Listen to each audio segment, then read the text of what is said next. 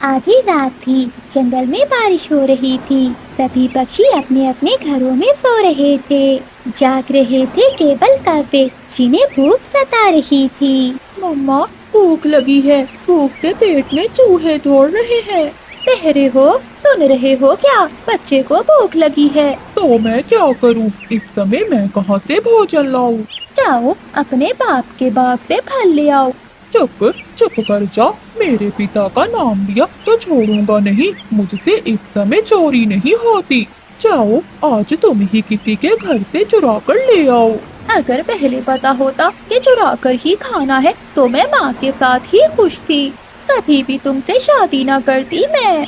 फिर गोरी कभी गुस्से में घर से निकल जाती है। गोरी सीधी मिठू तोते के घर जाती है। वो खिड़की में से देखती है, मिठू तोता और उसकी पत्नी सो रहे थे।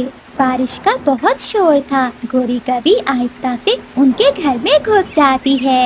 वो इधर उधर देखती है। उसे एक डिब्बा दिखाई देता है जो खुला हुआ था। वो खाने के लिए अपनी चोंच डब्बे में डालती है। मर गई। हाय, मैं मर गई। इस डिब्बे में तो मिर्ची है। तोता और तोती भी शोर सुनकर जाग जाते हैं। कौन है? कौन है? रुको रुको।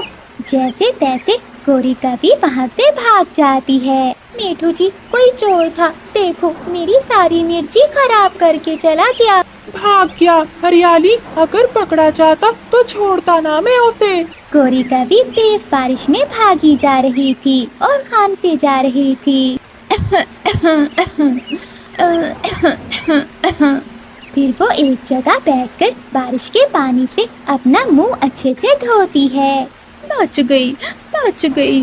अगर पकड़ी जाती तो वो मोटी चोंच वाला सारे अगले पिछले बदले लेता मुझसे। अब कहाँ जाऊँ? अगर खाली पंख हो गई तो जग्गू सोने नहीं देगा। हाँ, चिड़िया के घर जाती हूँ।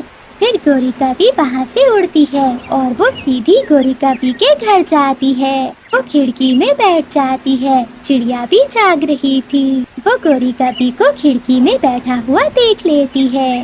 गोरी, मैं देख रही हूँ तुम्हें। अगर मेरे घर में घुसने की कोशिश की तो जलती हुई लकड़ी से पूंछ जला दूंगी मैं तुम्हारी। नहीं नहीं, मैं तो देखने आई थी कि चिड़िया जाग रही है या सो गई है। फिर गोरी कभी वहाँ से उड़ जाती है। अब कहाँ जाऊँ? ये चिड़िया तो बहुत सियानी हो गई है। हाँ, कबूतर, कबूतर के घर जाती हूँ। बाबा, मम्मा अभी तक नहीं आई। मुझे कुछ खाने को दे।